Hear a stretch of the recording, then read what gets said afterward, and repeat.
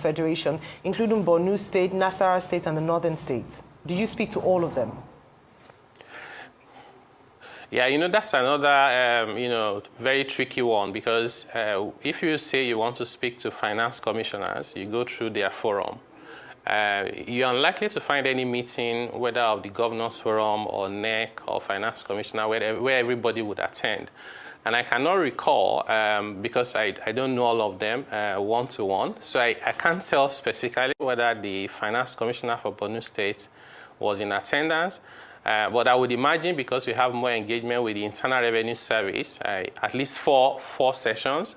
So he must have attended at least one of those sessions. So I would say yes. And even, by the way, on our committee, the committee that worked on these bills for over 1 year, we have 6 head of Internal Revenue Service from the 6 geopolitical zone that were members of the committee, including our discussions where we simulated what this was supposed to mean, along with the other proposals where people needed to build consensus.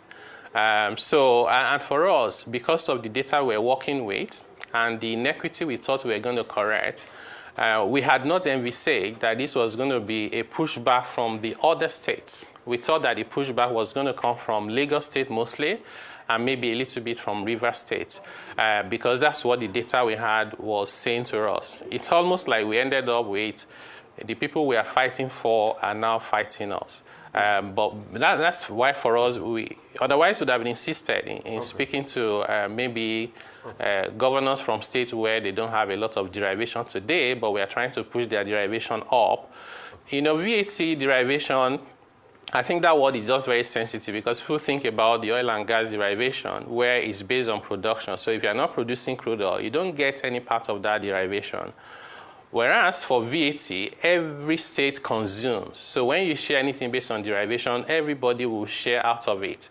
And in the Constitution, as we speak today, with respect to stamp duties, it actually says under Section 163 that, stamp duty should be shared 100% based on derivation. So what we are proposing is not strange to even our Constitution. When it comes to matters of tax generation, you must recognize where those things are being generated. Otherwise, we end up with a situation where one state will get a Supreme Court judgment, like we had for, I gave you 2 examples before. And then there's also the local government who will have no opportunity to discuss, negotiate, or agree on anything. It will happen, like today, and tomorrow VAT is gone. Everybody has to administer it and keep their revenue 100%. Okay.